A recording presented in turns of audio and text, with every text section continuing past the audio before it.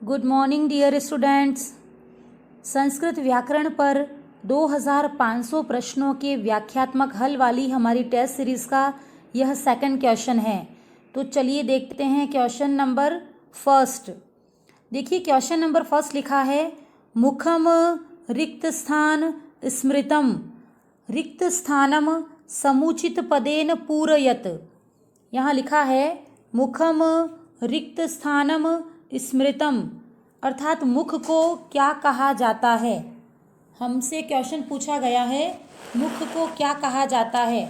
तो देखिए मुखम रिक्त स्थानम स्मृतम, ऑप्शन नंबर अ में लिखा है छंदम, ऑप्शन ब में लिखा है अलंकारम, ऑप्शन स है व्याकरणम, ऑप्शन द है काव्यम। देखिए जिस प्रकार मानव शरीर में सबसे महत्वपूर्ण भाग मुख है, उसी प्रकार संपूर्ण साहित्य में व्याकरण को सबसे महत्वपूर्ण माना गया है।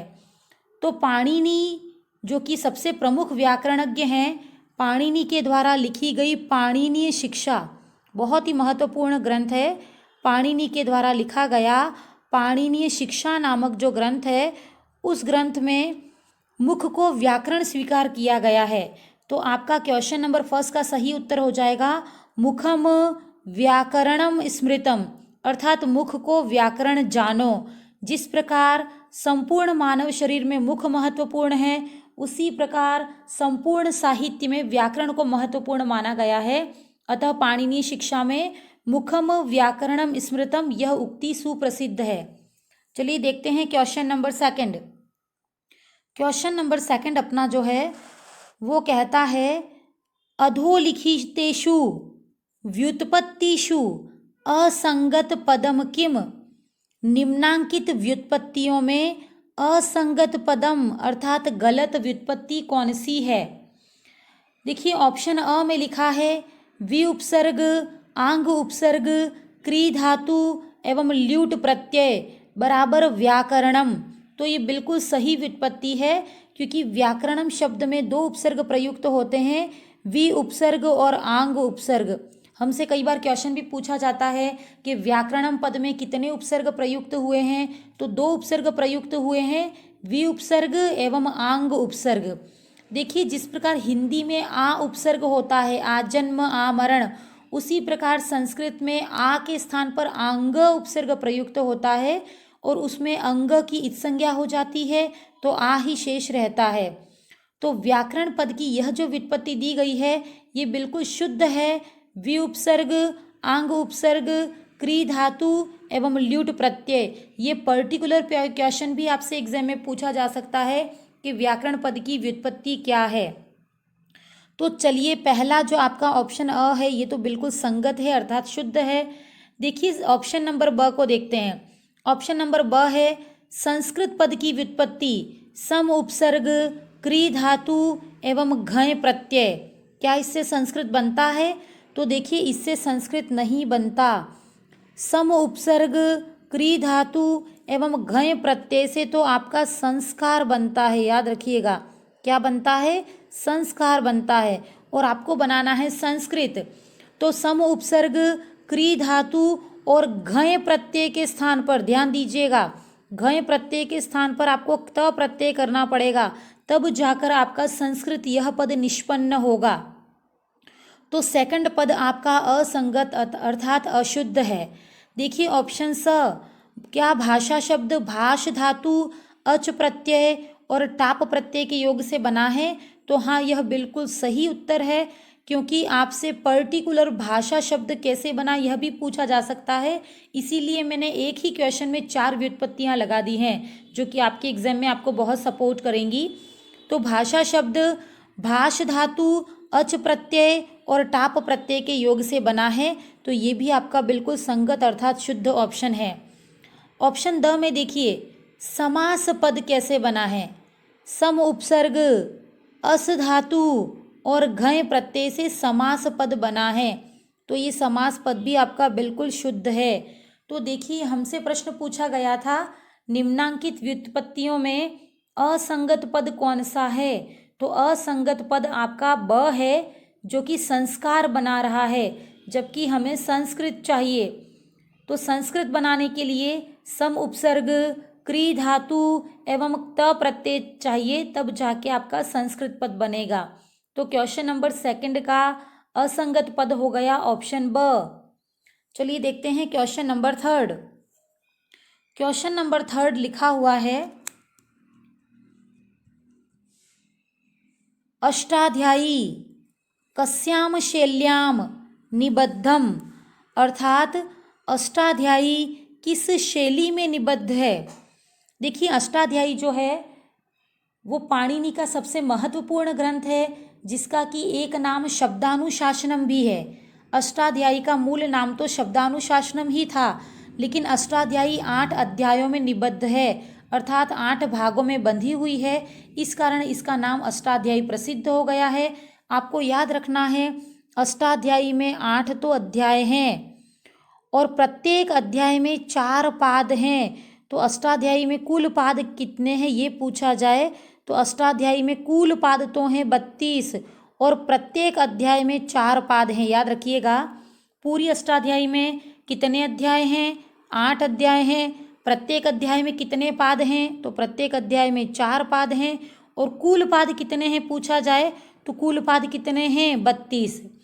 तो चलिए अष्टाध्यायी जो कि शब्दानुशासनम नाम से भी प्रसिद्ध है, ये अष्टाध्यायी सूत्रों में निबद्ध है। अष्टाध्यायी में लगभग 4000 सूत्र हैं। आपको याद रखना पड़ेगा ये बात कि अष्टाध्यायी में कितने सूत्र हैं। अष्टाध्यायी में लगभग 4000 सूत्र हैं। तो अष्टाध्यायी सूत्रों में निबद्ध है। तो हमसे प्रश्न पूछा गया है अष्टाध्यायी कस्याम शैल्याम निबद्धम, अष्टाध्यायी किस शैली में निबद्ध है। संपूर्ण अष्टाध्यायी सूत्रों में निबद्ध है, तो हम कह सकते हैं कि अष्टाध्यायी सूत्र शैली में निबद्ध है। अतः आपके प्रश्न नंबर 3 का सही उत्तर हो जाएगा ऑप्शन ब। अष्टाध्यायी किस शैली में निबद्ध है, तो अष्टाध्यायी सूत्र शैली में निबद्ध है। चलिए देखते हैं क्वेश्चन नंबर 4। क्वेश्चन नंबर 4 कहता है पाणिनीय शिक्षायाम कति स्वराः, पाणिनीय शिक्षा में कितने स्वर हैं। देखिए पाणिनीय शिक्षा से संबंधित प्रश्न भी सामान्यतया 2016 और 2018 में आपसे पूछे गए हैं।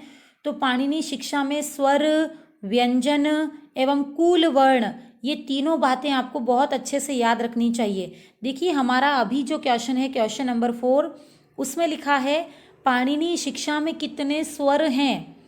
तो आपको मैं स्वर, व्यंजन और कूल वर्ण तीनों याद करवा देती हूँ एक बार, उसके आधार पर हम उत्तर जांच लेंगे।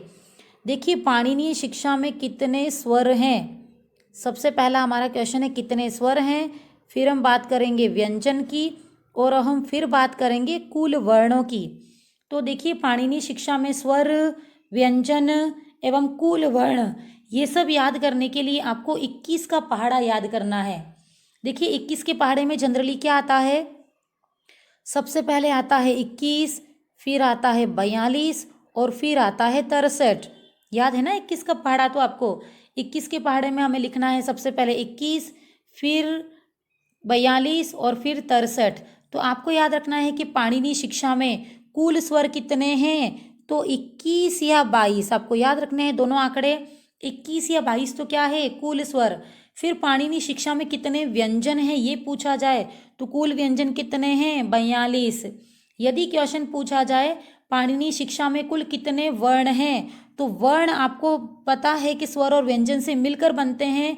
तो 21, 22 के साथ जब 42 को जोड़ दिया जाता है तो वो सामान्यतया 63 या फिर 64 बनते हैं। ये क्वेश्चन हमसे पूछा गया था 2018 के रीट में कि पाणिनीय शिक्षा में कुल वर्ण कितने हैं, ये प्रश्न हमसे पूछा जा चुका है।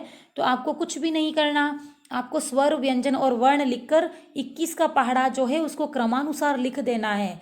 तो पाणिनीय शिक्षा में कुल स्वर तो हो गए 21 या 22, कुल व्यंजन हो गए 42 एवं कुल वर्ण हो चुके हैं 63 या 64। चलिए अब पुनः अपने प्रश्न पर आते हैं। पाणिनीय शिक्षा में कितने स्वर हैं, तो देखिए स्वर हमारे 21 का पहाड़ा में सबसे पहले जो 21 या 22 आया है वही हैं। तो पाणिनीय शिक्षायाम कति स्वराः, हमारा सही उत्तर हो जाएगा ऑप्शन ब 21 या फिर 22। चलिए देखते हैं नेक्स्ट क्वेश्चन। नेक्स्ट क्वेश्चन हमसे कहता है गुण संज्ञक वर्णेषु कः एकः नास्ति, गुण संज्ञक वर्णों में कौन एक नहीं है? प्रश्न को आप पढ़ते समय ये ज़रूर डिसाइड कर लें कि हमसे सकारात्मक प्रश्न पूछा गया है अथवा नकारात्मक। तो यहाँ देखिए एक नकारात्मक प्रश्न पूछा गया है कि गुण संज्ञक वर्णों में कौन सा एक वर्ण नहीं है। देखिए गुण संधि की जब हम बात करते हैं तो हमने एक सूत्र पढ़ा हुआ होता है, उस सूत्र का नाम है अदेंग गुणः। ये सूत्र आपने पढ़ा होगा, गुण संधि का एक सूत्र है, उस सूत्र का नाम है अदेंग गुणः। देखिए इस अदेंग गुण सूत्र में क्या होता है, अदेंग गुण सूत्र में हमें एक शब्द दिख रहा है और फिर हमसे कह रहे हैं एंग। ये देखिए आपको एंग दिख रहा होगा, इस एंग में हमसे कहा है कि एंग क्या है, एंग आपका प्रत्याहार है। देखिए अ ई उण रील रीक ए ओ अंग, ए ओ अंग अर्थात एंग, और एंग आपका प्रत्याहार है। एंग प्रत्याहार में कौन से वर्ण आते हैं, ए और ओ दो वर्ण आते हैं और आपका अ पहले से ही लिखा हुआ है। तो देखिए अ, ए और ओ ये तीनों गुण संज्ञक वर्ण हैं। ध्यान दीजिएगा, अ ए एवं ओ ये तीनों गुण संज्ञक वर्ण हैं, क्योंकि गुण संधि का जो पहला सूत्र है अदेंग गुणः, उसमें लिखा है कि अ ए एवं ओ ये तीनों ही गुण संज्ञक वर्ण हैं। देखिए हमसे प्रश्न ये पूछा जा सकता है कि गुण संज्ञक वर्णाः कति, अर्थात गुण संज्ञक वर्ण कितने हैं, तो हमें आंसर देना है कि गुण संज्ञक वर्ण 3 हैं। हमसे यदि पूछा जाए कि गुण संज्ञक वर्ण कौन कौन से हैं, तो हमारा आंसर हो जाएगा अ ए एवं ओ, ये तीनों ही गुण संज्ञक वर्ण हैं, इसके अतिरिक्त तो कोई भी गुण संज्ञक वर्ण नहीं है। तो अब हमारा क्वेश्चन नंबर 5 जो है उसमें यही लिखा हुआ है कि गुण संज्ञक वर्णों में से कौन सा एक नहीं है। तो देखिए ए हमारा गुण संज्ञक वर्ण है, ओ भी गुण संज्ञक वर्ण है, अ भी गुण संज्ञक वर्ण है, क्योंकि अदेंग गुण कहता है कि अ ए ओ तीनों ही गुण संज्ञक वर्ण है। ये जो अर है वो गुण संधि का सूत्र है, गुण संधि में आने वाला वर्ण है। गुण संज्ञक और गुण संधि दोनों में बहुत डिफरेंस है। गुण संज्ञक वर्ण जो कि आपके प्रश्न में पूछा गया है वो तो केवल 3 हैं, लेकिन गुण संधि में आने वाले वर्ण 4 हैं। गुण संधि में ए ओ अर एवं अल, फिर से सुनिएगा, गुण संधि नोट कर दीजिएगा आपकी नोटबुक में। गुण संधि में तो 4 वर्ण आते हैं, ए ओ अर अल, जबकि हमसे गुण संज्ञक पूछा गया है और गुण संज्ञक में तो 3 ही वर्ण आएंगे, अ ए ओ, अर नहीं आएगा क्योंकि अर तो अपना गुण संधि का वर्ण है। तो देखिए हमारा सही उत्तर हो जाएगा ऑप्शन नंबर द। चलिए देखते हैं नेक्स्ट क्वेश्चन। नेक्स्ट क्वेश्चन है हमारा क्वेश्चन नंबर 6।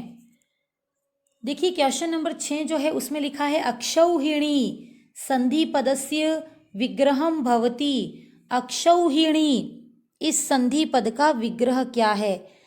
देखिए 4 ऑप्शन यहाँ पर दे रखे हैं, आपको याद करना है कि अक्षौहिणी ये गुण संधि का अपवाद शब्द है। ध्यान दीजिएगा, अक्षौहिणी जो शब्द है यह गुण संधि का अपवाद सूत्र है और इसका विग्रह जो है वो बनता है अक्ष प्लस ऊहिनी।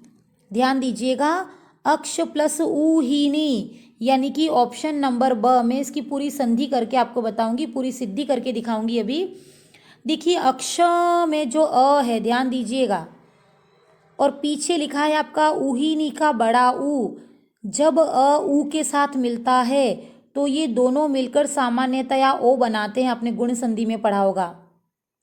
अ आ के पश्चात ऊ मिलने पर ओ बनता है, ये गुण संधि में होता है, किंतु यह गुण संधि का अपवाद है।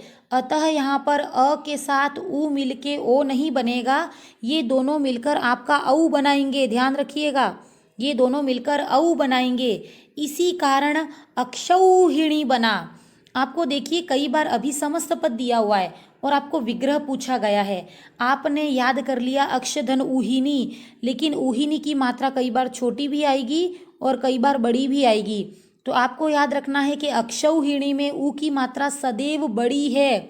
ये देखिए यहाँ पर मैंने भी बड़ी लगा रखी है और ऑप्शन नंबर ब में भी ऊ की मात्रा बड़ी ही है।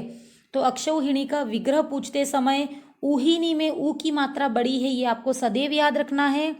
अक्षौहिणी जो है वो गुण संधि के अपवाद का एक उदाहरण है, इसका विग्रह बनेगा अक्षधन ऊहिनी अर्थात अश्वारोही सेना। तो क्वेश्चन नंबर 6 का सही उत्तर हो गया अक्षधन ऊहिनी, और ऊहिनी में ऊ की मात्रा बड़ी है, ये सदैव आपको याद रखना है। चलिए देखते हैं क्वेश्चन नंबर 7। देखिए क्वेश्चन नंबर 7 जो है उसमें लिखा है राज्ञः, राज्ञः पदस्य विग्रहो अस्ति। राज्ञः इस पद का विग्रह क्या है? देखिए ये जो कई बार हमसे ये भी प्रश्न पूछा जाता है कि राज्ञः में कौन सी संधि है, आपको याद रखना है राज्ञः में कौन सी संधि है। तो आपको याद रखना है कि राज्ञः में इश्चुत्व संधि है, जिसका सूत्र है इस्तो इश्चुना इश्चु, और ये जो इश्चुत्व संधि है वो व्यंजन संधि का एक हिस्सा है, आपको याद रखना है। इश्चुत्व संधि जो है वो व्यंजन संधि का एक भाग है। हमसे प्रश्न पूछा है राज्ञः पद का विग्रह क्या है। मैंने आपको बताया राज्ञः में इश्चुत्व संधि है जो कि व्यंजन संधि का एक भाग है, लेकिन हमसे तो पूछा गया है राज्ञः पद का विग्रह क्या है। देखिए राज्ञः पद का विग्रह क्या है, ऑप्शन अ कहता है राग धन य, तो ग और य ज्ञ नहीं बनते हैं, तो फर्स्ट ऑप्शन हमारा गलत है। राधन ज्ञ, यह भी ऑप्शन गलत है क्योंकि इसमें संधि नहीं हो रही, इसमें तो संयोग हो रहा है।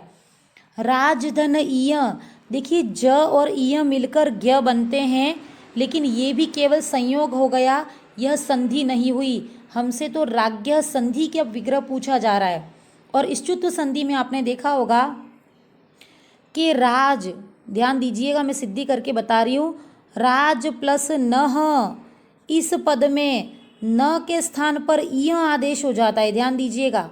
राज प्लस न में न के स्थान पर ईय आदेश हो जाता है, और ज और ईय, ध्यान दीजिएगा, ज हलंत और पूरा ईय, ये दोनों मिलकर फिर ज्ञ बना देते हैं, तो आपका राज्ञः पद निष्पन्न हो जाता है।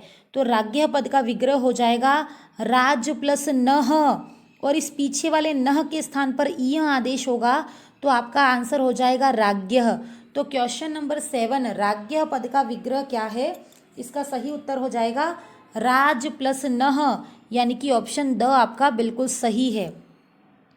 चलिए देखते हैं नेक्स्ट क्वेश्चन। नेक्स्ट क्वेश्चन है हमारा क्वेश्चन नंबर 8। क्वेश्चन नंबर 8 में लिखा है युष्मद्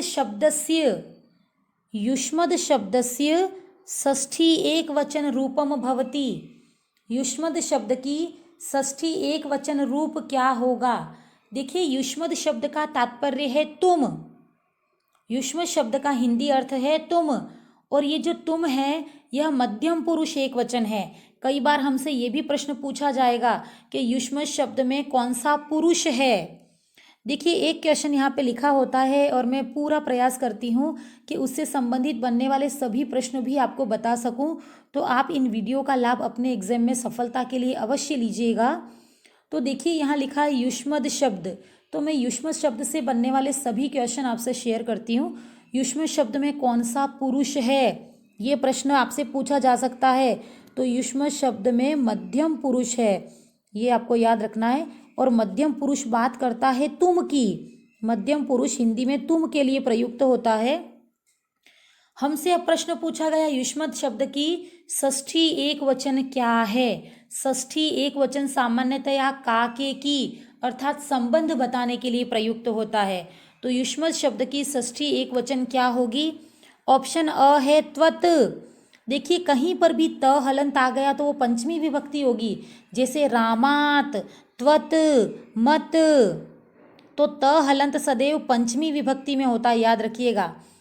त्वयी, त्वयी भी आपका ऑप्शन गलत है। एक है तव, तव जो है वो आपका षष्ठी विभक्ति का एक वचन है, तव अर्थात तुम्हारा या तुमसे संबंधित, तो षष्ठी विभक्ति भी संबंध बताने में प्रयुक्त होती है, तो आपका सही उत्तर हो जाएगा तव। अब देखिए ऑप्शन नंबर दे रखा है तुभ्यम। तुभ्यम है आपका युष्मद् शब्द का चतुर्थी विभक्ति एक वचन, ध्यान दीजिएगा। तुभ्यम चतुर्थी एक वचन है, तव आपका षष्ठी एक वचन है, त्वयी जो आपका है सप्तमी एक वचन है, और त्वत आपका पंचमी एक वचन है। तो सारे ऑप्शन की भी विभक्तियां मैंने क्लियर कर दी है। आपका प्रश्न था युष्मत शब्द का षष्ठी एकवचन, जो कि सही उत्तर है स और सही उत्तर है तब। चलिए देखते हैं नेक्स्ट क्वेश्चन। नेक्स्ट क्वेश्चन है अपना शब्द रूप निर्माणे प्रयुक्तः प्रत्याहारः कः। शब्द रूप के निर्माण में प्रयुक्त होने वाला प्रत्याहार कौन सा है। देखिए, शब्द रूप के निर्माण में प्रयुक्त होने वाला प्रत्याहार हमसे पूछा गया है। देखिए, शब्द रूप की बात करें, जैसे कि राम शब्द है, तो जितने भी शब्द रूप हैं वो एक प्रत्याहार से बने हैं। अब वो कौन सा प्रत्याहार है, चलिए 4 ऑप्शन के माध्यम से देखते हैं। देखिए, ऑप्शन नंबर अ है सुब। सुब नाम का कोई भी प्रत्याहार नहीं है। फिर लिखा है सुप।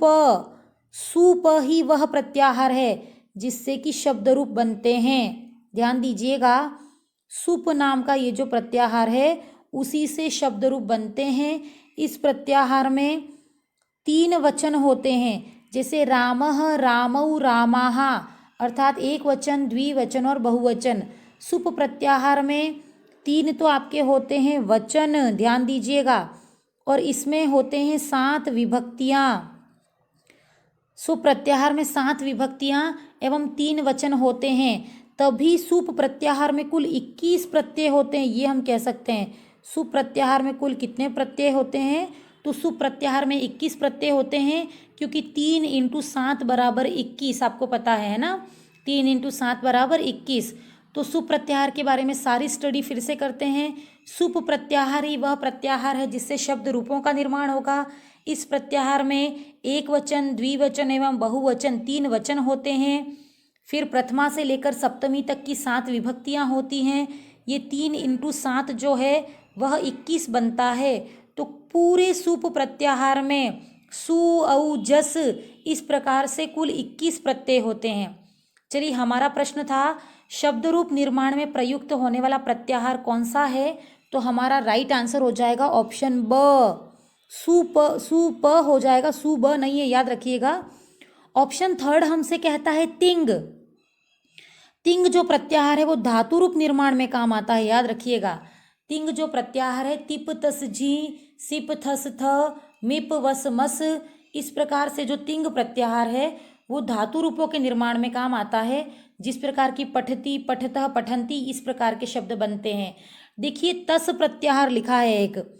तस प्रत्याहार त अताम ज, थास अथाम ध्व, इट वही महिंग, इस प्रकार जो तस है, तस प्रत्याहार भी कुछ तरह से धातु रूपों के निर्माण में ही प्रयुक्त होता है।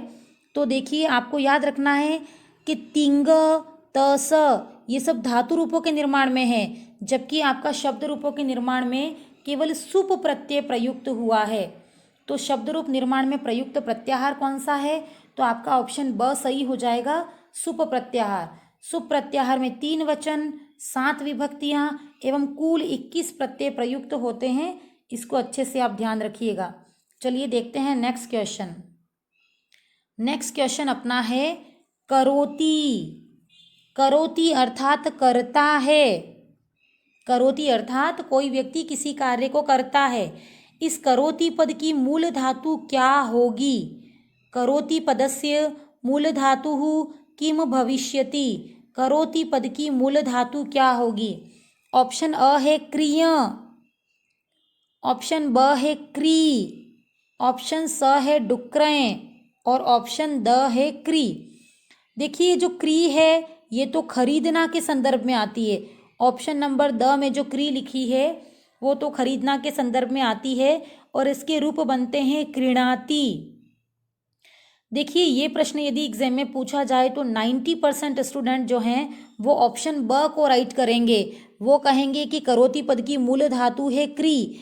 लेकिन यदि ऑप्शन में क्री एवं डुक्रय, ध्यान दीजिएगा, किसी ऑप्शन में यदि क्री एवं डुक्रय दोनों ही पद आते हैं और यदि प्रश्न में आपको मूल धातु पूछा है तो आपका सही आंसर हो जाएगा डुक्रय। अब देखिए, आपका शायद पहली बार ही इस तरह का प्रश्न आपके कॉन्टेक्ट में आया होगा, तो मैं आपको क्लियर कर देती हूँ सिद्धि के माध्यम से। देखिए, यहाँ जो डुक्रय लिखा है उसमें आपको पता है कि कुछ इत संज्ञक सूत्र हैं जिनके माध्यम से शब्दों में इत संज्ञा हो जाती है।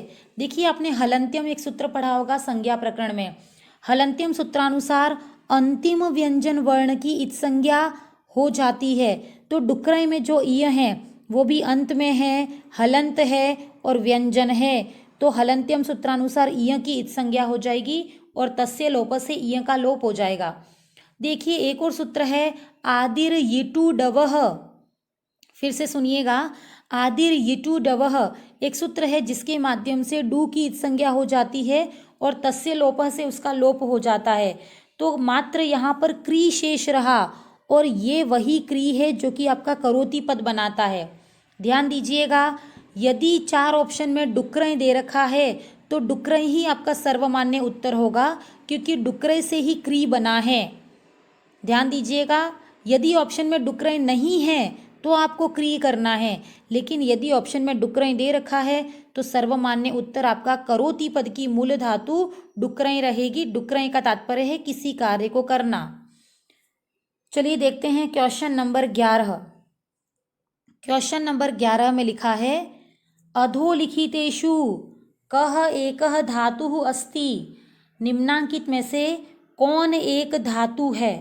मैं आप लोगों के लिए बहुत ही लेवल के क्वेश्चन लेकर आई हूँ। इस टेस्ट सीरीज को कम से कम 2 बार अवश्य देखें। मुझे आशा है कि संस्कृत संबंधी जितनी भी समस्याएं होंगी उनका समाधान केवल यूट्यूब के माध्यम से ही हो जाएगा। और यदि किसी प्रश्न में आपको समस्या आ रही है तो कमेंट बॉक्स में उसको ज़रूर लिखिए, मैं आपको ज़रूर से आंसर दूंगी। चलिए शुरू करते हैं क्वेश्चन नंबर 11। क्वेश्चन नंबर 11 लिखा है अधोलिखितेषु कः एकः धातुः अस्ति। निम्नांकित में से कौन एक धातु है। देखिए हमें तो लगता है कि गच्छ, ऑप्शन नंबर अ में गच्छ लिखा है, हम कहते हैं गच्छति बनता है तो गच्छ एक धातु होगी। ऑप्शन नंबर ब में है पीब, हम कहते हैं पीबती बनता है तो पीब भी एक धातु होगी। फिर ऑप्शन नंबर स में लिखा है पश्य, सह पश्यति वह देखता है, तो हमें तो लगता है कि पश्य भी एक धातु होगी। तो आपको याद रखना है कि गच्छ, पीब और पश्य ये धातु नहीं हैं, अपितु ये धातुओं के रूप हैं। ध्यान दीजिएगा, ये सभी धातु नहीं हैं, ये तो धातुओं के कौन हैं, धातु रूप हैं। देखिए गच्छ जो लिखा है उसकी मूल धातु है गम, आपको याद आ रहा होगा, गच्छ की मूल धातु है गम। सेकंड नंबर पर जो पीब लिखा है उस पीब की मूल धातु है पा, पा अर्थात पीना। ये जो स ऑप्शन में पश्य लिखा है इसकी मूल धातु है दृश्य, दृश्य अर्थात देखना। ध्यान दीजिएगा, दृश्य अर्थात देखना। तो आपको याद रखना है कि पा, गम और दृश्य ये मूल धातु हैं, जबकि गच्छ, पीब और पश्य ये जो लिखे हैं ऑप्शन अ ब स में ये तो धातुओं के रूप हैं। तो हमसे पूछा है कौन एक धातु है, तो ऑप्शन नंबर द में जो जन लिखा है वह हमारी धातु है। और ये जो जन है ये एक्चुअल में आत्मनेपदी धातु है, इसका रूप बनता है जायते। जन धातु लट लकार प्रथम पुरुष एक वचन बनता है जायते। तो निम्नांकित में से एकमात्र जन ही यहाँ पर धातु है, अन्यथा गच्छ, पीब और पश्य ये धातुओं के रूप हैं। गच्छ की मूल धातु है गम, पीब की धातु है पा एवं पश्य की धातु है दृश्य। तो हमारा क्वेश्चन नंबर 11 का सही उत्तर कौन सी एकमात्र धातु है, तो यहाँ जन ही है जो कि धातु है। जन आत्मनेपदी धातु है जिसके रूप बनेंगे जायते। चलिए देखते हैं नेक्स्ट क्वेश्चन, क्वेश्चन नंबर 12।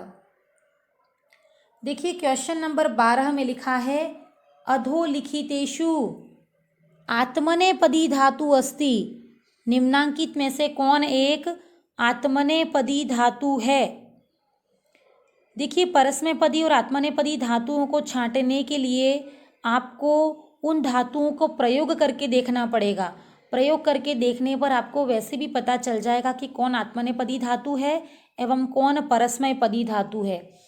देखिए कोई धातु यदि परस्मैपदी है, फिर से सुनिएगा, यदि कोई धातु परस्मैपदी है तो उसमें ती, तह, अंति इस प्रकार के पद रहेंगे। परस्मैपदी धातुओं में ती तह अंति, इस प्रकार के पद रहेंगे। जबकि आत्मनेपदी धातुओं में ते एते अंते इस प्रकार के पद रहेंगे। तो हमसे प्रश्न पूछा गया है आत्मनेपदी धातु कौन सी है, तो परस्मैपदी धातु होगी तो ती रहेगा, आत्मनेपदी धातु होगी तो पहला प्रत्यय आपका ते रहेगा। तो चलिए सारी धातुओं का हम लोग देख लेते हैं कोई धातु कैसे बनी है। देखिए ऑप्शन नंबर अ में लिखा है वह, और वह अर्थात वहन करना, कोई भार उठाना अर्थात वहन करना। वह का रूप बनता है वहती, सह भारम वहती, वहती ती आ गया अर्थात ये तो परस्मैपदी धातु है। सेकंड ऑप्शन है सेव, सेव का रूप बनता है सेवते, सेव का रूप बनता है सेवते, और सेवते आपकी आत्मनेपदी धातु है। तो क्वेश्चन नंबर 12 में आत्मनेपदी धातु कौन सी है, मैंने आपसे कहा था जिसमें ते एते अंते लगता है वही आत्मनेपदी धातु होगी। तो सेव धातु, सेव अर्थात सेवा करना, सेव धातु का रूप बनेगा सेवते, सेवेते, सेवंते, अर्थात क्वेश्चन नंबर 12 का सही आंसर हो गया ब सेव। चलिए ऑप्शन नंबर स को देखते हैं। कृश अर्थात खींचना, कृश अर्थात खींचना, कृश का रूप बनता है कर्षति, सह ग्रामम भारम कर्षति, वह गांव से भार को खींचता है। तो कृश का रूप बनता है कर्षति, और ती आने पर तो ये परस्मय पद कहलाएगा। एक देखिए ऑप्शन नंबर दे रखा है जी, ऑप्शन नंबर द दे रखा है जी, और जी का रूप बनता है जयति। देखिए सबके अंत में ती आ रहा है, जिनके अंत में ती आ रहा है वो परस्मैपदी धातुएं हैं, एवं जिनके अंत में ते आएगा वही आत्मनेपदी धातु है। हमसे आत्मनेपदी धातु पूछी गई थी तो हमारा ऑप्शन नंबर ब सही है सेवते। चलिए देखते हैं नेक्स्ट क्वेश्चन। नेक्स्ट क्वेश्चन है क्वेश्चन नंबर 13। देखिए क्वेश्चन नंबर 13 में लिखा है धेनवई इति रूपम अस्ति, धेनवई यह कैसा रूप है। देखिए धेनवई में जो मूल शब्द है वो धेनु है, धेनवई का मूल शब्द क्या है धेनु, धेनु उकारांत स्त्रीलिंग है, धेनु अर्थात गाय। जितने भी उकारांत स्त्रीलिंग हैं वे भी रमा के समान चलते हैं। मैं अपनी जितनी भी ऑफलाइन क्लासेस हैं उसमें 3 घंटे में 500 शब्द रूप में स्टूडेंट्स को याद करवा देती हूँ। ये मेरा अपना टैलेंट है, और आज तक के इतिहास में मुझे कम से कम 16 साल हो गए हैं पढ़ाते हुए। कोई स्टूडेंट यदि फेल भी हुआ है रीट में, सेकंड ग्रेड में, फर्स्ट ग्रेड में, तो वो संस्कृत में बहुत अच्छे नंबर कम से कम 90+ मार्क्स लाता है। लेकिन यदि वो अपनी मिस्टेक करता है तो वो जीके वाला जो अपना फर्स्ट पेपर रहता है उसमें ही उसकी मिस्टेक रहती है, क्योंकि शब्द रूप धातु रूप तो हम लोग 3 घंटे में 500-600 धातु रूप शब्द रूप हम मुँह ज़बानी करवा देते हैं। तो चलिए आपको इतना सा मैं यहाँ यूट्यूब पर इतना ही बता पाऊँगी कि धेनु शब्द में धेनु कौन है, उकारांत स्त्रीलिंग है। जितने भी उकारांत स्त्रीलिंग हैं वो भी सामान्यतया रमा के समान चलते हैं। रमा का चतुर्थी एक वचन है रमायई, ध्यान दीजिएगा, रमा का चतुर्थी एक वचन है रमायई। आप केवल स्वर को देखिए, अई आया है, और ये अई ही आपका धेनु के साथ भी लगेगा। धेनु का चतुर्थी एक वचन बनेगा धेनवई। ये जो अई साउंड है ये रहेगा रमा में भी और धेनु में भी। जितने भी स्त्रीलिंग शब्द हैं, नदी है तो नद्यई, वधु है तो वध्वई, ये जो अई साउंड है, ये जो साउंड है आपके वो रमा के अनुसार ही चलेंगे। जितने भी स्त्रीलिंग शब्द हैं, चाहे वो धेनु हो, मति हो, नदी हो, वधु हो, कोई भी स्त्रीलिंग शब्द है उसका साउंड रमा जैसा चलेगा। तो इस आधार पर आप शब्द रूपों को थोड़ा इजी कर सकते हैं। धेनवई इति रूपम अस्ति, धेनवई में कौन सा रूप है, धेनवई में अई आ रहा है, और अई अपना आता है चतुर्थी विभक्ति एक वचन में। चलिए ऑप्शन देखते हैं। ऑप्शन अ है पंचमी एक वचन, ये आपका गलत ऑप्शन है। ऑप्शन ब है चतुर्थी एक वचन। देखिए रमा शब्द की तृतीया रमया, चतुर्थी रमायई, तो वैसे धेनु की भी बनेगी धेनवई। तो क्वेश्चन नंबर 13 का सही उत्तर हो जाएगा ब। चलिए देखते हैं नेक्स्ट क्वेश्चन। नेक्स्ट क्वेश्चन जो अपना है उसमें लिखा है पति, इकारांत पुल्लिंग शब्द, ध्यान दीजिएगा, पति इकारांत पुल्लिंग शब्दस्य षष्ठी बहुवचन रूपम भवति। पति जो इकारांत पुल्लिंग शब्द है उसका षष्ठी बहुवचन क्या बनेगा। देखिए एक नियम आपके साथ शेयर कर रही हूँ मैं, जितनी भी ह्रस्व ई वाली अथवा ह्रस्व ऊ वाले, ह्रस्व ई जैसे कि पति, हरि, मति, गति, जितने भी छोटी ई वाले शब्द हैं और जितने भी छोटे ऊ वाले शब्द हैं, जब वो षष्ठी बहुवचन में आते हैं तो उनकी ह्रस्व मात्रा दीर्घ हो जाती है। याद रखिएगा, जितनी भी ह्रस्व मात्राएं हैं वो दीर्घ हो जाती हैं। अब देखिए यहाँ पर शब्द लिखा है पति, पति की मात्रा छोटी है। पति शब्द का षष्ठी विभक्ति बहुवचन जब बनेगा तो उसकी मात्रा बड़ी हो जाएगी। आपको याद रखना है, जितनी भी ह्रस्व मात्राओं वाले शब्द हैं वो जब षष्ठी बहुवचन में आते हैं या द्वितीय बहुवचन में आते हैं, दोनों ऑप्शन याद रखिएगा, षष्ठी बहुवचन एवं द्वितीय बहुवचन में ह्रस्व मात्राएं दीर्घ हो जाती है, और यदि कोई मात्रा दीर्घ है तो वो दीर्घ ही रहेगी। तो चलिए, पति इकारांत पुल्लिंग शब्दस्य षष्ठी बहुवचन रूपम भविष्यति। पति शब्द का षष्ठी बहुवचन क्या बनेगा। अभी मैंने बताया पति की मात्रा यदि छोटी है तो इसकी मात्रा बड़ी हो जाएगी। तो देखिए ऑप्शन नंबर अ में पति नाम, साउंड तो आपका सही है लेकिन मात्रा गलत है, तो ये ऑप्शन गलत है। पत्याम, ये भी आपका ऑप्शन गलत है। पति नाम, देखिए दीर्घ मात्रा के साथ ये पद प्रयुक्त हुआ है, तो पति नाम आपका बिल्कुल सही ऑप्शन है। क्वेश्चन नंबर 14 का सही उत्तर हो जाएगा पति नाम। फिर से दोहरा देती हूँ, जितनी भी ह्रस्व मात्राएं हैं, चाहे धेनु हो, मति हो, नदी हो, गुरु हो, जितनी भी ह्रस्व मात्राएं हैं उनके द्वितीय बहुवचन और षष्ठी बहुवचन में मात्राएं दीर्घ हो जाएंगी, तो पति नाम बनेगा। 14वें क्वेश्चन का सही ऑप्शन है स, पति नाम। चलिए देखते हैं नेक्स्ट क्वेश्चन। नेक्स्ट क्वेश्चन अपना है, संस्कृत भाषायाम पुरुषः लिंगः च कतिविधः। संस्कृत भाषा में पुरुष और लिंग कितने हैं। देखिए हिंदी भाषा और संस्कृत भाषा में एक छोटा सा डिफरेंस है।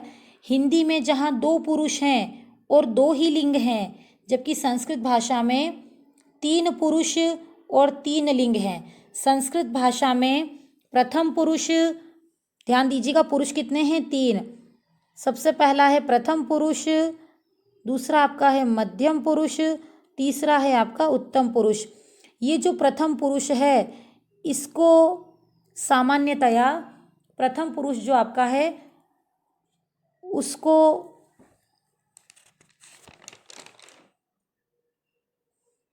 अन्य पुरुष भी कहा जाता है। ध्यान दीजिएगा, प्रथम पुरुष को सामान्यतया अन्य पुरुष भी कहा जाता है। तो ये प्रश्न भी एग्जाम में पूछा जा सकता है कि प्रथम पुरुष का नाम, अन्य नाम क्या है, तो प्रथम पुरुष का एक दूसरा नाम अन्य पुरुष भी है। प्रथम पुरुष में सह, तौ, ते ये पद आते हैं। मध्यम पुरुष में त्वम, युवाम, यूयम ये पद आते हैं। उत्तम पुरुष में अहम, आवाम, वयम ये पद आते हैं। तो संस्कृत भाषा में सामान्यतया 3 पुरुष हैं, प्रथम पुरुष, मध्यम पुरुष एवं उत्तम पुरुष। हमसे लिंग भी पूछा गया है। हिंदी भाषा में केवल 2 ही लिंग होते हैं, जबकि संस्कृत भाषा में पुल्लिंग, स्त्रीलिंग एवं नपुंसकलिंग 3 लिंग होते हैं। तो संस्कृत भाषा में पुरुष एवं लिंगों की समान संख्या है और वो संख्या है आपका 3। तो 15 नंबर क्वेश्चन का सही उत्तर हो जाएगा ऑप्शन ब। संस्कृत भाषा में 3 पुरुष एवं 3 लिंग हैं। चलिए नेक्स्ट क्वेश्चन को देखते हैं। नेक्स्ट क्वेश्चन अपना है, कस्मिन् सूत्रे, किस सूत्र में द्वितीया न भविष्यति, किस सूत्र में द्वितीया विभक्ति नहीं होगी। देखिए कौन सा सूत्र, ये कारक के सूत्र दे रखे हैं सामान्यतया यहाँ पर, और कारक के किस सूत्र में द्वितीया विभक्ति प्रयुक्त नहीं होगी ये पूछा गया है। देखिए ऑप्शन अ है अकथितम च।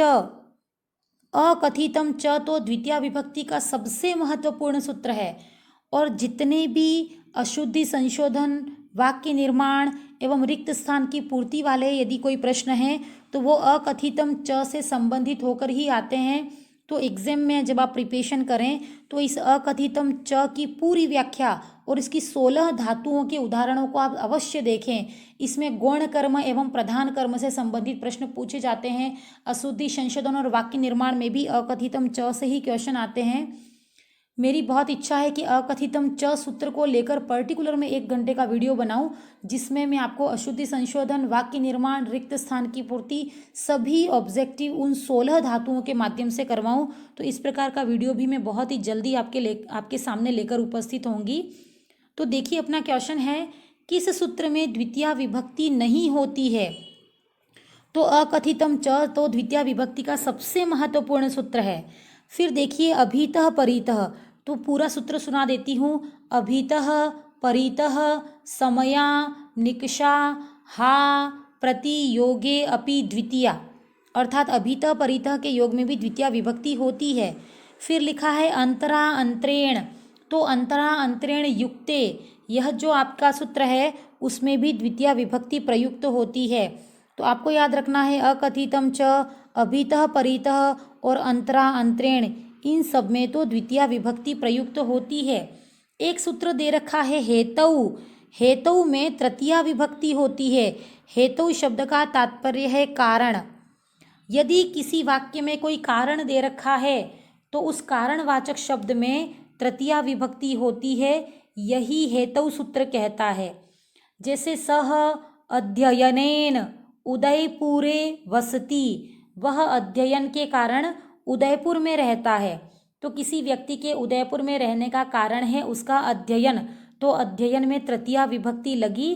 तो हेतु आपका जो है वो कारण बताता है और कारण बताने वाले सभी शब्दों में तृतीया विभक्ति लगेगी। तो हेतु आपका तृतीया विभक्ति का सूत्र है। तो क्वेश्चन नंबर 16 का सही उत्तर हो गया ऑप्शन द, अर्थात किस सूत्र में द्वितीया विभक्ति नहीं लगेगी? तो हेतु में द्वितीया विभक्ति नहीं लगेगी, क्योंकि हेतु तो अपना तृतीया विभक्ति का सूत्र है। चलिए देखते हैं next question, question number 17, question number 17। देखिए, यहाँ रिक्त स्थान दे रखा है। मैं सभी वेराइटीज़ के क्वेश्चंस आपके लिए लेकर आई हूँ, रिक्त स्थान, शुद्ध अशुद्ध, संगत असंगत। तो चलिए देखते हैं क्वेश्चन नंबर 17। सह रिक्त स्थान वस्त्रम ददाति, रिक्त स्थानम समुचित पदेन पूरयत, रिक्त स्थान को समुचित पद से पूर्ति कीजिए। देखिए, ऑप्शन में रजक लिखा हुआ है, रजक शब्द की विभक्तियाँ चल रही है और रजक शब्द का तात्पर्य होता है धोबी।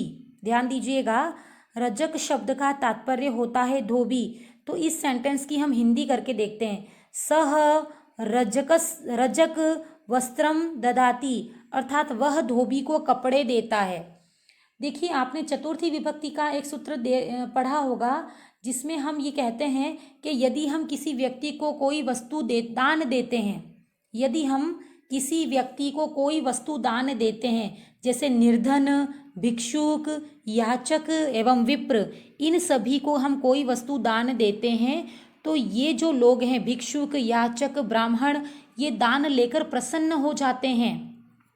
और प्रसन्न होने वाले व्यक्ति में सदैव चतुर्थी विभक्ति लगती है। आपको याद रखना है, मेरे कारक के वीडियो में मैंने बहुत अच्छे से एक्सप्लेन किया है, आप उसको कारक के वीडियो को एक बार अवश्य देखें।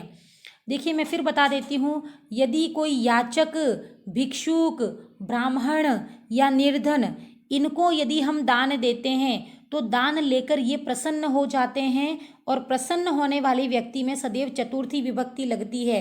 तो इसी आधार पर बहुत सारे स्टूडेंट यहाँ पे रजकाय कर देते हैं, जैसे ब्राह्मण का ब्राह्मण आए, निर्धन का निर्धन आए, तो यहाँ पर छात्र कर देते हैं रजकाय, जो कि आपका गलत उत्तर है, क्योंकि धोबी को हम कपड़े हमेशा के लिए नहीं देते हैं। याद रखिएगा, यदि किसी ब्राह्मण को हमने दान दिया तो वो दान उसको सर्वथा दे दिया हमने, वापस उस दान को हम नहीं लेते हैं।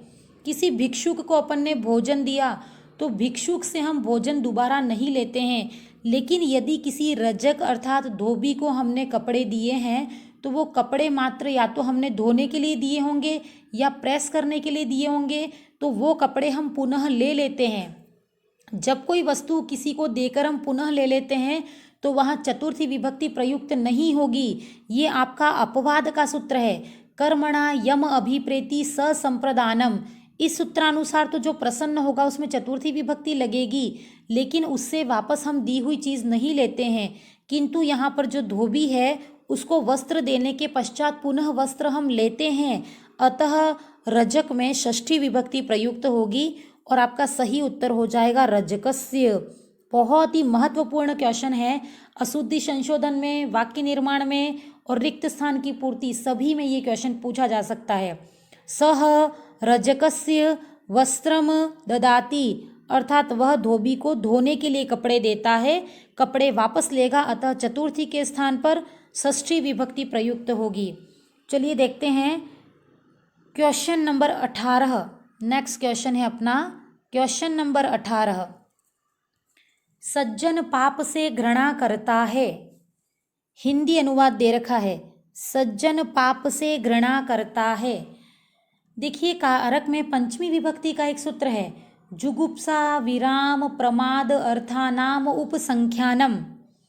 ये सूत्र हमसे कहता है कि कोई व्यक्ति यदि किसी से घृणा करता है, जुगुप्सा अर्थात घृणा, यदि कोई व्यक्ति किसी वस्तु से घृणा करता है, किसी कार्य को रोक देता है अथवा किसी कार्य में आलस्य करता है, तो वो ये सभी क्रियाएं जिस व्यक्ति या वस्तु के प्रति की जाती हैं उस व्यक्ति एवं वस्तु में पंचमी विभक्ति प्रयुक्त होती है। और देखिए आप सामान्यतया इसको ऐसे भी देख सकते हैं कि कोई व्यक्ति यदि पाप से घृणा करता है तो वो पाप से दूर जाएगा, और आपने देखा है पृथक्करण होने पर जो व्यक्ति एवं वस्तु स्थिर रहे उसमें पंचमी विभक्ति प्रयुक्त होगी। कोई व्यक्ति जब पाप से घृणा करेगा तो वो पाप से दूर जाएगा और पाप वहीं स्थिर हो जाएगा, तो पाप में पंचमी विभक्ति प्रयुक्त होगी। तो हमने विभक्तियों के माध्यम से भी और सूत्र के माध्यम से भी, दोनों माध्यम से इस क्वेश्चन को हम बना देते हैं। देखिए सज्जन पाप से घृणा करता है, आपको याद रखना है कि पाप से व्यक्ति दूर जा रहा है, पाप में पंचमी विभक्ति लगेगी। पाप की पंचमी विभक्ति होती है पापात, जैसे राम की पंचमी विभक्ति है रामात, वैसे पाप की पंचमी विभक्ति हो जाएगी पापात। चलिए शुरू करते हैं। ऑप्शन नंबर अ, सज्जनः पापेन जुगुप्सति। एक तो आपको याद रखना है कि पापेन नहीं आएगा क्योंकि आपका तृतीया विभक्ति प्रयुक्त नहीं होगा, इसलिए ऑप्शन नंबर अ तो आपका गलत हो गया। सज्जनः पापात जुगुप्सते, देखिए मैंने कहा कोई व्यक्ति किसी से घृणा करता है या किसी से दूर जाता है, तो जिससे दूर जा रहा है एवं जिससे घृणा कर रहा है उसमें पंचमी विभक्ति होगी और पाप की पंचमी विभक्ति हो जाएगी पापात। तो आपका ऑप्शन नंबर ब बिल्कुल सही है। सज्जन पाप से घृणा करता है, इसका अनुवाद हो जाएगा सज्जनः पापात जुगुप्सते। ऑप्शन नंबर ब बिल्कुल सही है। चलिए देखते हैं नेक्स्ट क्वेश्चन। नेक्स्ट क्वेश्चन आपका है उत्तर पदार्थ प्रधानः। उत्तर पदार्थ प्रधानः रिक्त स्थान, इस रिक्त स्थान की पूर्ति कीजिए। देखिए ऑप्शन में समास के नाम दे रखे हैं, तो ऐसा कौन सा समास है जो कि उत्तर पद प्रधान है। उत्तर पद के स्थान पर कई बार, ध्यान दीजिएगा, उत्तर पद के स्थान पर कई बार द्वितीय पद भी दे रखा होता है, तो आपको याद रखना है द्वितीय पद को ही उत्तर पद कहते हैं। द्वितीय पद, उत्तर पद या बाद वाला पद, ये किस समास में प्रधान रहता है ये हमसे पूछा गया है। देखिए यहाँ पर जितने ऑप्शन हैं उन ऑप्शन का भी मैं सॉल्यूशन बता दूंगी। देखिए क्वेश्चन नंबर 19 का आंसर तो मैं बताऊंगी ही सही, लेकिन जो 4 ऑप्शन हैं उन चारों ऑप्शन के भी आंसर बताऊंगी। तो आपको एक प्रश्न से 5 प्रश्न यहाँ पर पढ़ने को मिल रहे हैं, जो कि आपकी सफलता में मील का पत्थर साबित होंगे। चलिए शुरू करते हैं। हमसे पूछा है उत्तर पद, द्वितीय पद या बाद वाला पद किस समास में प्रधान रहता है। तो मैं चारों के ऑप्शन एक बार बता देती हूँ, इसके बाद हम लोग सही आंसर पर जाएंगे। देखिए जो बहुव्रीहि समास होता है, ध्यान दीजिएगा, जो बहुव्रीहि समास होता है उसमें अन्य पद प्रधान होता है। प्रथम पद एवं द्वितीय पद के स्थान पर कोई अन्य पद ही प्रधान होता है, तो अन्य पदार्थ प्रधानः बहुव्रीहि, ये इसका सूत्र हो जाएगा। देखिए जो केवल समास है उसमें कोई भी पद प्रधान नहीं रहता, अर्थात विशेष संज्ञा विनिर्मुक्तः केवल समास। जो समास किसी विशेष संज्ञा, विशेष नाम एवं विशेष लक्षण से रहित है, उस समास को केवल समास कहते हैं। तो केवल समास में कोई भी पद प्रधान रहता ही नहीं है, पद प्रधानता केवल समास के साथ नहीं है। तीसरा ऑप्शन है अव्ययी भाव समास। देखिए, अव्ययी भाव समास में पहला पद रहता है उपसर्ग या अव्यय, और वो जो उपसर्ग और अव्यय है उसमें इतना ज़्यादा प्रधान है वो कि वो जितने भी स्त्रीलिंग और पुल्लिंग शब्द हैं उनको भी नपुंसक लिंग बना देता है। तो हमको याद रखना है कि अव्ययी भाव समास में तो पूर्व पद या फिर प्रथम पद प्रधान रहता है। ध्यान रखना है कि अव्ययी भाव समास में तो प्रथम पद या पूर्व पद प्रधान रहता है। ऑप्शन नंबर द है तत्पुरुष समास। तत्पुरुष समास में देखिए नाम जो लिखा है तत्पुरुष, तत् अर्थात कुछ भी, कोई भी चीज़ तत् कहलाती है, और दूसरा पद लिखा है पुरुष। तो आपको पता है कि तत् की कंपैरिजन में तो पुरुष ही प्रधान है। तो हम यहाँ कह सकते हैं कि तत्पुरुष समास में द्वितीय पद, उत्तर पद या दूसरा पद प्रधान है। तो चलिए अब देखते हैं हमारे क्वेश्चन की ओर। हमसे पूछा था उत्तर पदार्थ यानी कि बाद वाले पद का अर्थ कहाँ प्रधान रहेगा। उत्तर पदार्थ को द्वितीय पद भी कह सकते हैं, बाद वाला पद भी कह सकते हैं। तो बाद वाला पद या द्वितीय पद केवल तत्पुरुष में प्रधान रहेगा। तो हमारे क्वेश्चन नंबर 19 का सही आंसर हो जाएगा ऑप्शन नंबर द। देखिए फिर से सुना देती हूँ। अव्ययी भाव समास में पहला पद प्रधान रहेगा, पूर्व पदार्थ प्रधान अव्ययी भाव। अव्ययी भाव समास में पहला पद प्रधान, तत्पुरुष में दूसरा पद प्रधान। द्वंद्व समास में दोनों ही पद प्रधान रहेंगे, प्रथम पद भी और द्वितीय पद भी। याद रखिएगा, द्वंद्व का तात्पर्य है दो। द्वंद्व समास में दोनों ही पद प्रधान रहेंगे, जबकि बहुव्रीहि समास में कोई अन्य ही पद प्रधान रहेगा, और केवल समास में पद प्रधानता नहीं है। तो कम से कम एक प्रश्न के सहारे आपके 5 से 6 प्रश्न यहाँ सॉल्व हो चुके हैं। चलिए देखते हैं नेक्स्ट क्वेश्चन। Question number 20। पंचगंगम पदे समासः भवति। पंचगंगम पद में कौन सा समास है। पंचगंगम पदे समासः भवति अर्थात पंचगंगम पद में कौन सा समास है। ऑप्शन नंबर अ है द्विगु समास। ऑप्शन नंबर अ है द्विगु समास। देखिए जितने भी संख्यावाचक पद हैं, ध्यान दीजिएगा, संख्या पूर्वो द्विगु, इस सूत्रानुसार जितने भी संख्यावाचक पद हैं उनको हम लोग सामान्यतया द्विगु समास कह देते हैं। पर आपको याद रखना है कि यदि पंचगंगम और द्वियमुनम, दो पद आपको याद रखने, पंचगंगम और द्वियमुनम, मैं लिख देती हूँ यहाँ पर। देखिए पंचगंगम और द्वियमुनम, इन दोनों ही उदाहरणों में क्या है, संख्या के साथ नदी है। देखिए द्वि यानी संख्या, यमुनम अर्थात नदी, संख्या के साथ यदि नदी की बात आ जाए। पंचगंगम, पांच कौन है, संख्या, गंगम कौन है, नदी। संख्या के साथ यदि नदीवाचक शब्द आ जाता है तो ये समस्त पद आपका अव्ययी भाव समास में जाएगा। फिर से सुनेंगे, संख्या प्लस नदी, ये कॉम्बिनेशन यदि कहीं पर आता है, और ये कॉम्बिनेशन सामान्यतः 2 ही बार आएगा, पंचगंगम और द्वियमुनम में। यदि संख्या के साथ नदी आती है तो आपका समास का नाम हो जाएगा अव्ययी भाव समास। ध्यान दीजिएगा, समास का नाम हो जाएगा अव्ययी भाव समास। केवल संख्या आएगी, संख्या, संज्ञा एवं नपुंसकलिंग, तो आपका द्विगु समास होगा। जबकि आपको याद रखना है पंचगंगम और द्वियमुनम अव्ययी भाव समास के सूत्र हैं, और अव्ययी भाव समास में भी नदीभिश्च, फिर से सुनेंगे, नदीभिश्च सूत्रानुसार ये दोनों समस्त पद जो हैं पंचगंगम एवं द्वियमुनम, उनकी अव्ययी भाव समास संज्ञा होगी। चलिए देखते हैं नेक्स्ट क्वेश्चन। Question number 21। महाराजः, इस पद में कौन सा समास है। महाराजः, इस पद में कौन सा समास है।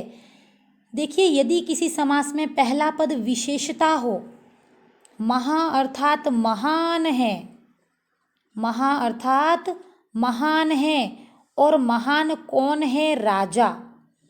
यदि पहला पद विशेषता हो और दूसरा पद व्यक्ति या वस्तु हो, फिर से ध्यान दीजिएगा, पहला पद यदि विशेषता हो और दूसरा पद यदि व्यक्ति या वस्तु हो, तो ऐसा समास कहलाएगा कर्मधारय समास।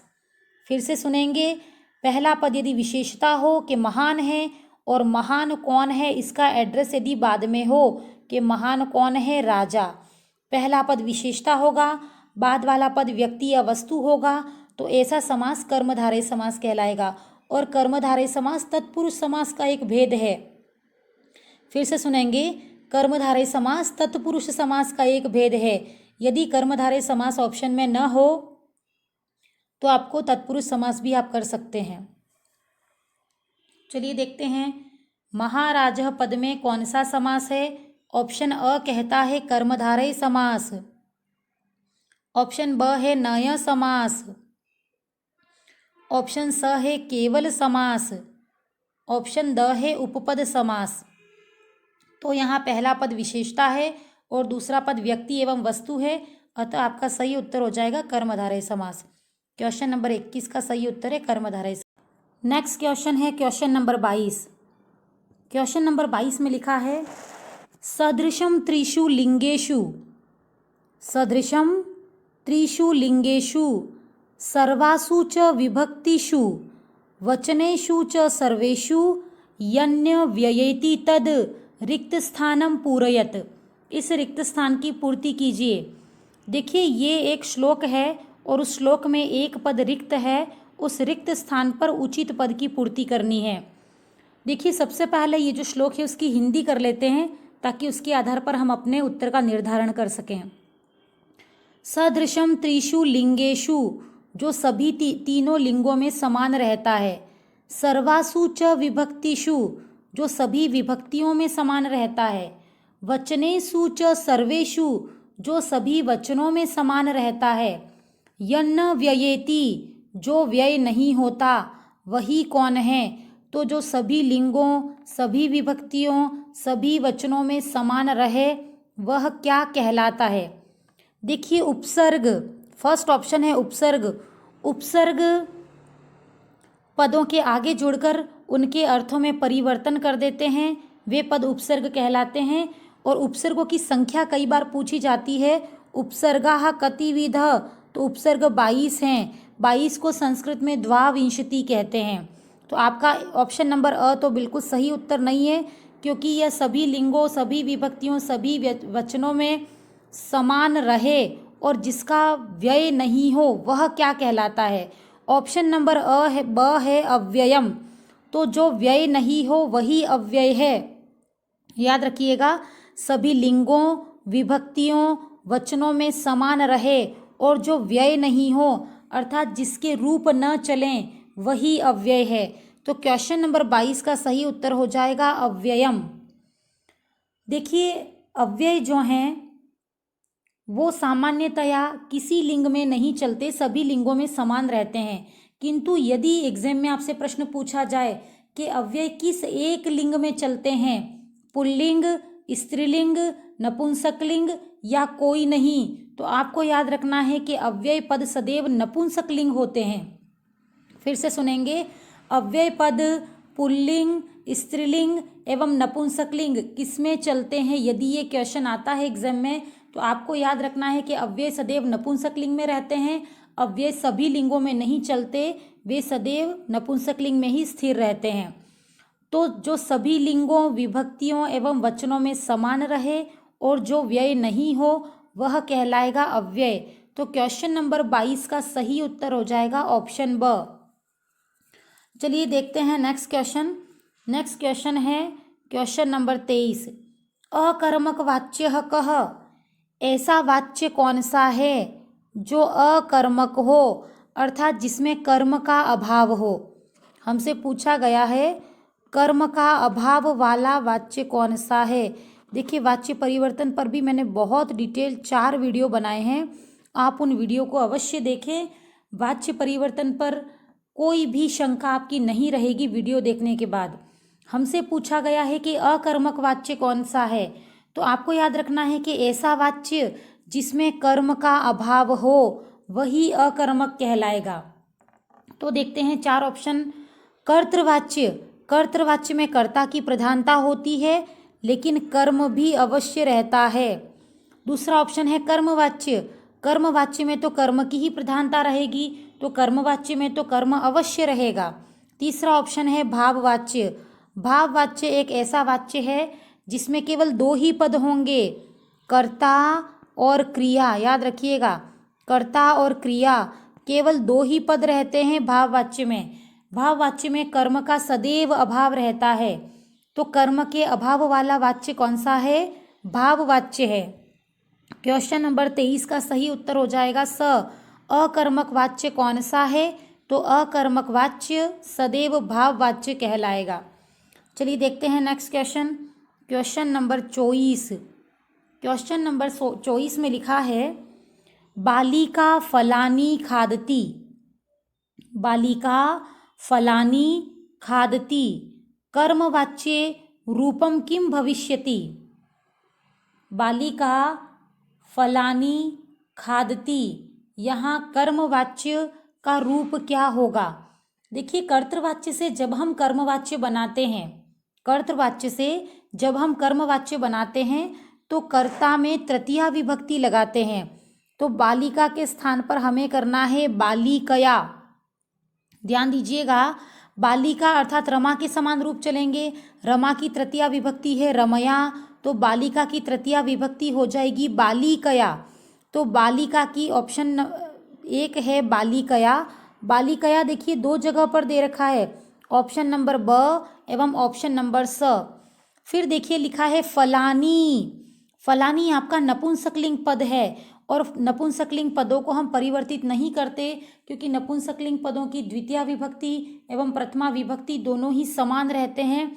तो समान रहने के कारण हम उनको परिवर्तित नहीं करते, तो फलानी के स्थान पर फलानी ही रहेगा। तो आपका ऑप्शन नंबर ब में भी फलानी है, ऑप्शन नंबर स में भी फलानी है। तो आपको याद रखना है, बालिका का करेंगे बालिकया, फलानी जो कि नपुंसकलिंग है इस कारण परिवर्तित नहीं करेंगे, तो फलानी का भी फलानी ही रह जाएगा। देखिए प्रश्न में जो लिखा है बालिका फलानी खादती, ये कर्तृवाच्य का रूप कर्तृवाच्य है। कर्तृवाच्य में तो कर्ता के अनुसार क्रिया चलती है, ध्यान रखिएगा, कर्तृवाच्य में तो कर्ता के अनुसार क्रिया चलती है। लेकिन जब हम कर्मवाच्य बनाएंगे तो कर्म के अनुसार क्रिया चलेगी, और यदि कर्म में बहुवचन है तो क्रिया भी बहुवचन में चलेगी। फलानी बहुवचन में है तो आपको यहाँ पर क्रिया भी बहुवचन में चलानी पड़ेगी, और बहुवचन की क्रिया बनेगी खाद्यन्ते। ध्यान दीजिएगा, बहुवचन की क्रिया चलेगी खाद्यन्ते। तो देखिए खाद्यन्ते हमारा ऑप्शन नंबर स में लिखा है, क्योंकि कर्तृवाच्य में तो कर्ता के अनुसार क्रिया चली, लेकिन ये कर्मवाच्य बनाना है हमें, और कर्मवाच्य में कर्म के अनुसार क्रिया चलेगी। तो फलानी बहुत सारे हैं, फलानी के अनुसार ही खाद्यन्ते रूप बनेगा। तो आपका कर्मवाच्य का रूप ऑप्शन नंबर स में बन रहा है। कर्ता में तृतीया विभक्ति लगाई, कर्म को नपुंसकलिंग होने के कारण परिवर्तित नहीं क्रिया, और क्रिया आत्मनेपद में की है, और क्रिया कर्म के अनुसार चलेगी। कर्म बहुवचन में था तो क्रिया भी बहुवचन में चलेगी।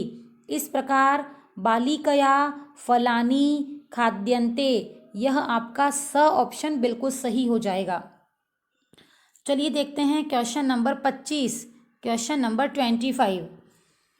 रिक्त स्थान क्रिया योगे उपसर्गाः स्युः। क्रिया के साथ जुड़कर उपसर्ग बन जाते हैं। देखिए क्रिया के साथ जुड़कर उपसर्ग कौन बनते हैं, ये हमारा प्रश्न है।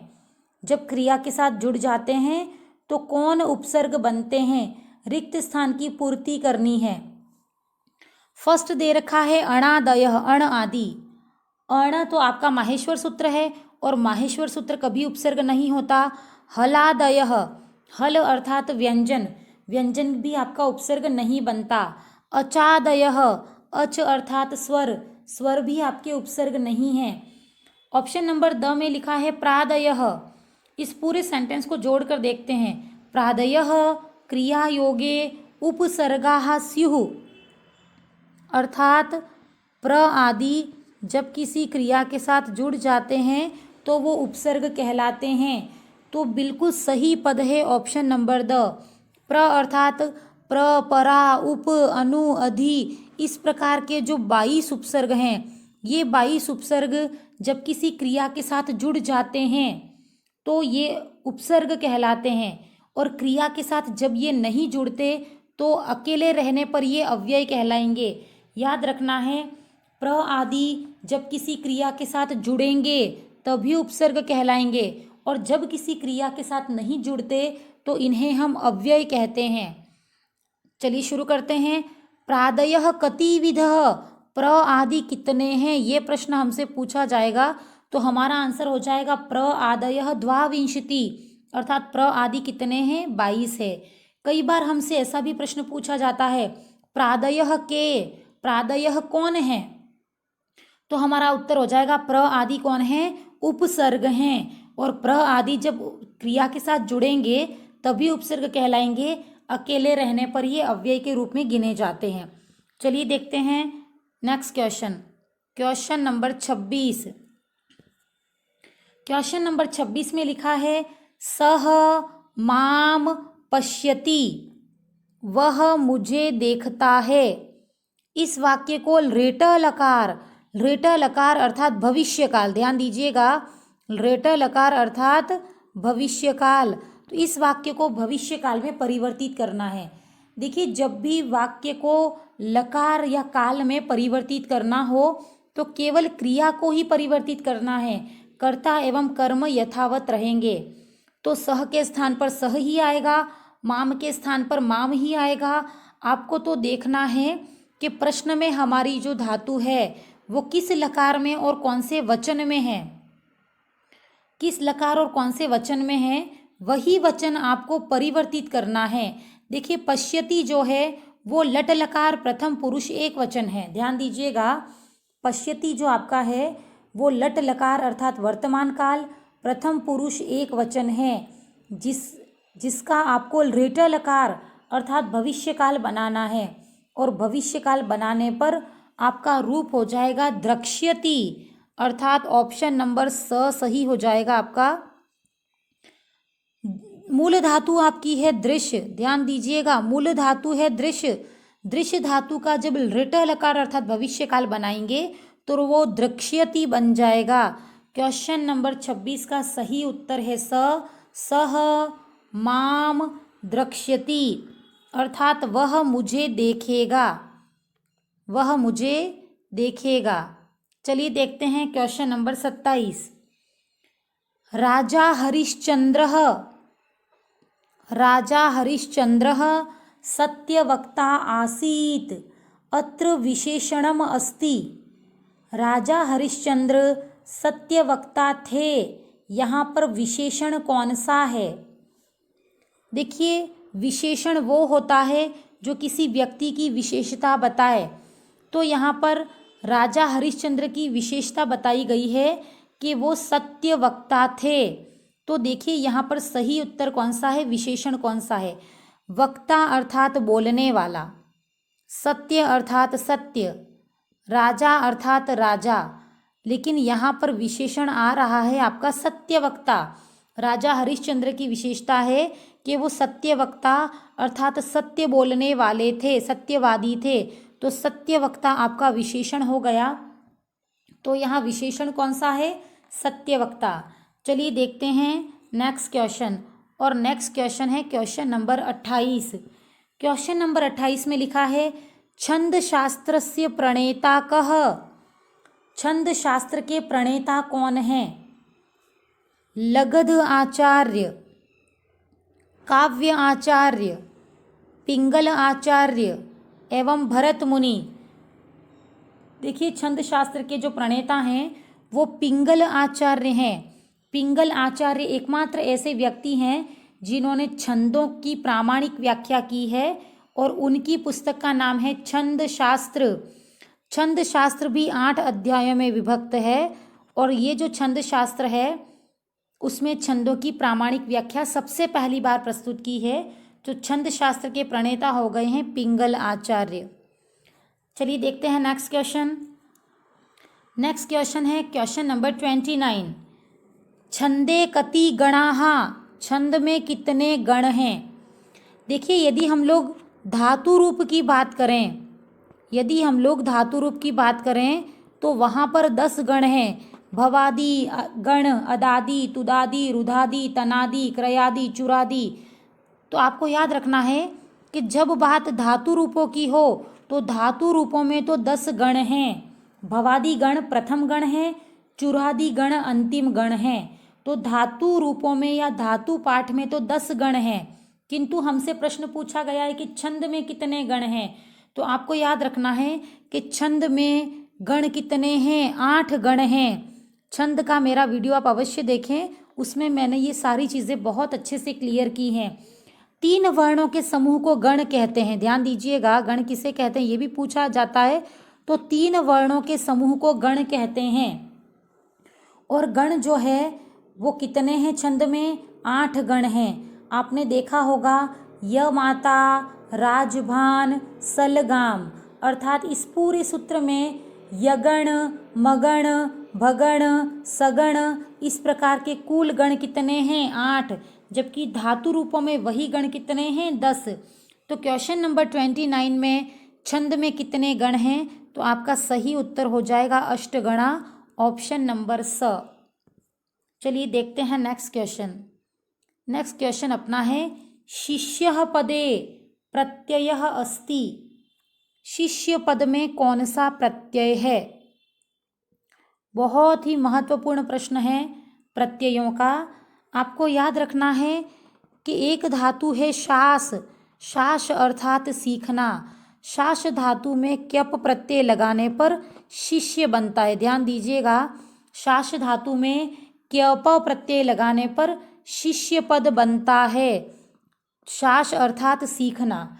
तो देखिए शिष्य पद में कौन सा प्रत्यय है, तो हमारा सही उत्तर हो जाएगा क्यप प्रत्यय, क्योंकि तव्यत प्रत्यय में तव्य शेष रहता है, यत प्रत्यय में य शेष रहता है, लेकिन यत जो प्रत्यय है वो स्वरांत धातुओं के साथ लगता है। ल्यप प्रत्यय में भी य शेष रहता है, किंतु ल्यप प्रत्यय उपसर्ग युक्त धातुओं में शेष रहता है। बहुत ही महत्वपूर्ण प्रश्न है ये। ल्यप प्रत्यय वहाँ प्रयुक्त होता है जहाँ उपसर्ग होगा, तो शिष्य में किसी प्रकार का कोई उपसर्ग भी नहीं है। तो शिष्य पद में कौन सा प्रत्यय है, शिष्य पद में क्यप प्रत्यय है। कई बार हमें शिष्य की विग्रह भी पूछ लेते हैं, तो आपको याद रखना है शास प्लस क्यप बराबर शिष्य। शिष्य अर्थात वह व्यक्ति जिसे सीखना चाहिए, अर्थात जो सीखने योग्य है। चलिए शुरू करते हैं नेक्स्ट क्वेश्चन।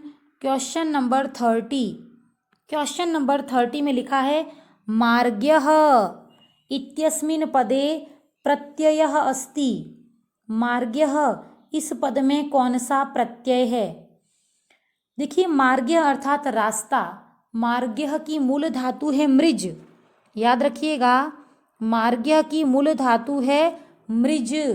और आपको याद रखना है कि मृज धातु केवल आपकी ऑप्शन ब एवं ऑप्शन द में ही है। ऑप्शन ब एवं ऑप्शन द में ही मृज धातु है। कई बार हमें केवल ये भी प्रश्न पूछा जाएगा कि मार्ग्य पद की मूल धातु कौन सी है, तो मार्ग्य पद की मूल धातु है मृज। मृज अर्थात गमन करने योग्य।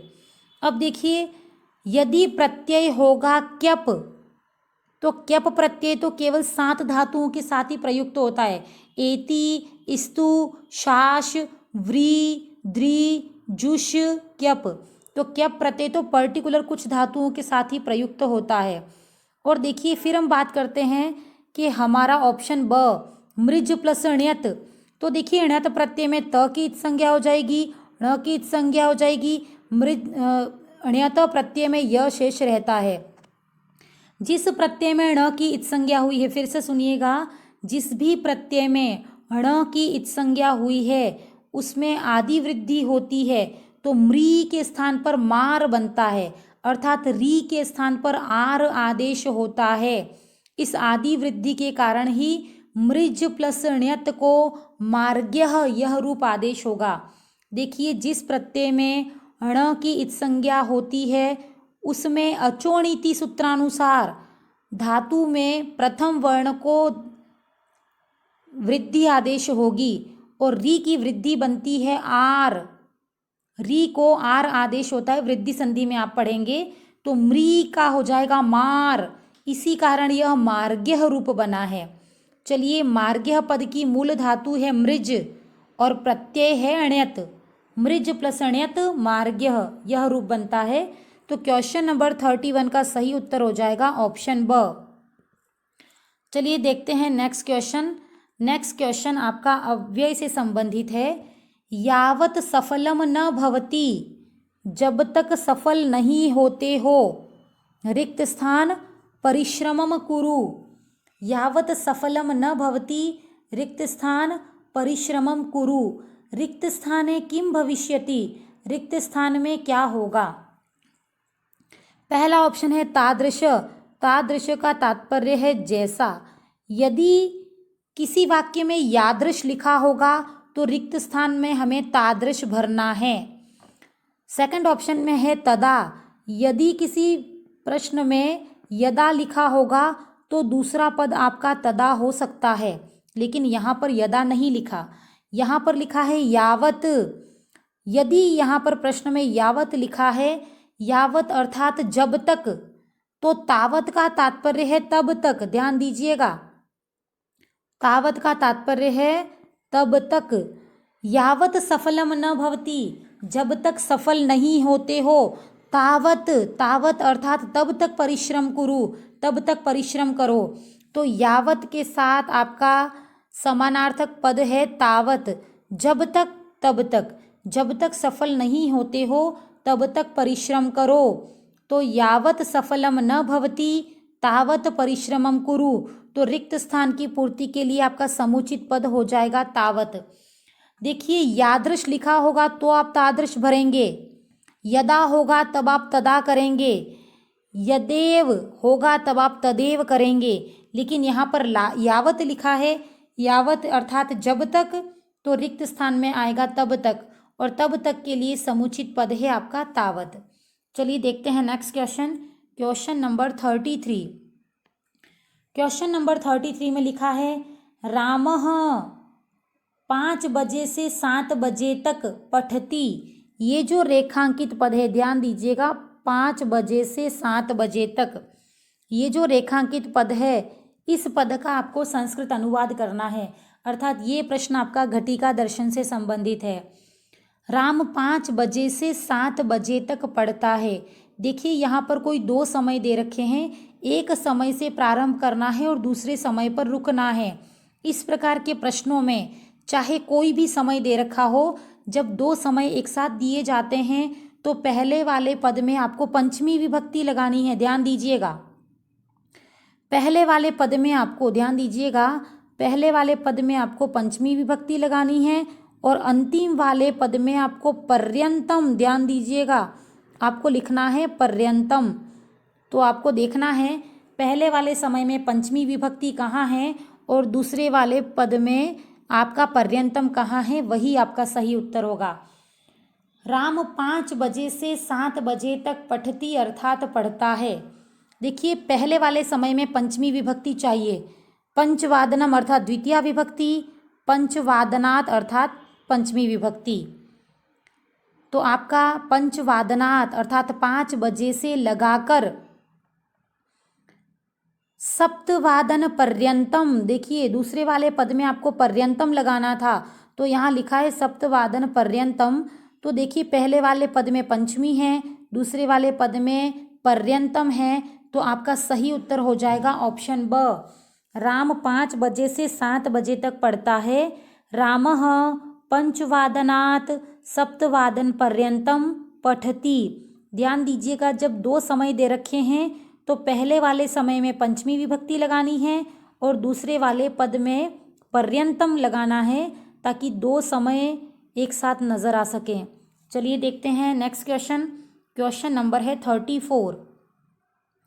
क्वेश्चन 34 है 4:30 कृते संस्कृत पदम किम। 4:30 के लिए संस्कृत पद क्या होगा। देखिए, घटिका दर्शन जब हम लोग देखते हैं, घटिका दर्शन पर भी मेरे बहुत अच्छा टेस्ट सीरीज़ है, उसको आप अवश्य देखें। तो उस टेस्ट सीरीज़ में मैंने बहुत छोटे छोटे कॉन्सेप्ट को बहुत सरल भाषा में समझाया है।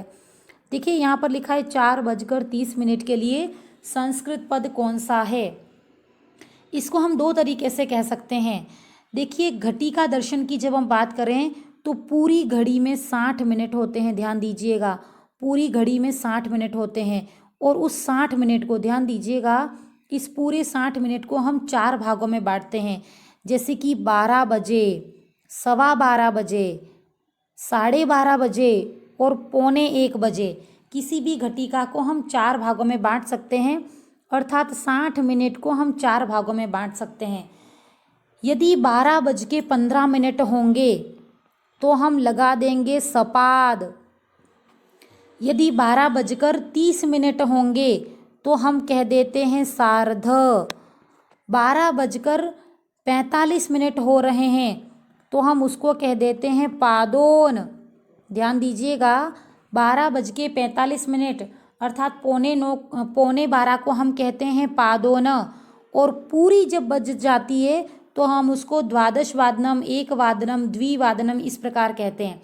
तो आपको याद रखना है, 12:15, 12:15 को हम कहेंगे सपाद, 12:30 अर्थात 12:30 को हम कहेंगे सार्ध, पादोन अर्थात पौन को हम कहेंगे पादोन। हमसे प्रश्न पूछा है 4:30, तो इस 4:30 को हम दो तरीके से कह सकते हैं। या तो हम कह सकते हैं कि 30 मिनट ज़्यादा हैं 4 बजकर, फिर सुनिएगा, 30 मिनट ज़्यादा हो गए हैं 4 बजकर, यह भी कह सकते हैं। या हम इसको कहते हैं सार्ध चतुर्वादनम अर्थात 4:30 बजी है, ऐसा भी हम कह सकते हैं। तो इसके दो उत्तर हो सकते हैं। चलिए देखते हैं ऑप्शन नंबर अ, 63 चतुर्वादनम, 30 ज़्यादा हैं 4 बजकर। तो आपका ऑप्शन नंबर बिल्कुल सही है। सार्ध चतुर्वादनम, 4:30 बजे हैं, ये भी आपका बिल्कुल सही है। पादोन चतुर्वादनम, 4 बजने में एक पाद कम है, तो ये बात करता है 3:45 की, और 3:45 नहीं पूछा गया है। ऑप्शन नंबर स आपका बिल्कुल गलत है। सपाद चतुर्वादनम, ये बात करता है 4:15 बजे की, तो 4:15 भी नहीं बजी है, हमसे तो 4:30 पूछा गया है। तो हमारा सही उत्तर हो जाएगा ऑप्शन अ एवं ब। तो इसके लिए देखिए ऑप्शन य में दे रखा है अ ब उभऊ, अर्थात ब एवं अ दोनों ही सही हैं। तो क्वेश्चन नंबर 34 का 4:30 बजे के लिए 63 चतुर्वादनम और सार्ध चतुर्वादनम दोनों ही पद समुचित हैं, अर्थात सही उत्तर हो जाएगा ऑप्शन य। इसमें लिखा है अ एवं ब दोनों ही पद बिल्कुल समुचित हैं। चलिए देखते हैं इसी टेस्ट सीरीज का अंतिम प्रश्न, और अंतिम प्रश्न अपना है 96 अर्थात 96, 96 अर्थात 96 के लिए शुद्ध पद कौन सा है। देखिए 96 के लिए शुद्ध पद कौन सा है, ये हमसे प्रश्न में पूछा गया है। देखिए पहला ऑप्शन है षट नवति। देखिए यदि षट और नवति अलग अलग दे रखे हों तो ये सही हैं, लेकिन षट नवति जब एक साथ दिया होगा तो ये आपका उत्तर गलत हो जाएगा, क्योंकि षट का ट जब नवति के न के साथ मिलता है तो यहाँ पर इश्चुत्व संधि होती है। इश्चुत्व संधि होने के कारण षट के ट का भी ण हो जाता है और नवति के न का भी ण हो जाता है। तो आपको याद रखना है कि 2 बार ण आ जाएगा।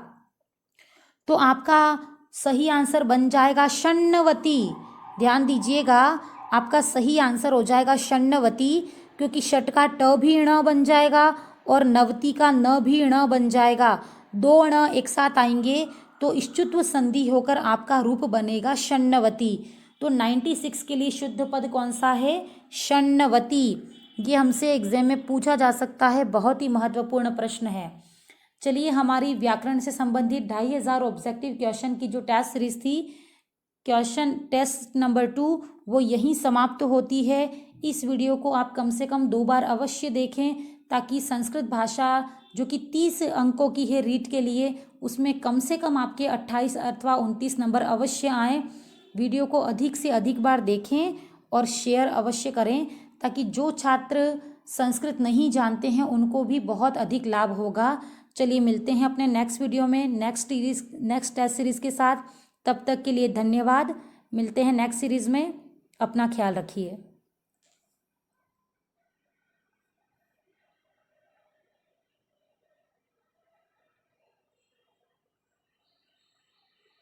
हर्ष,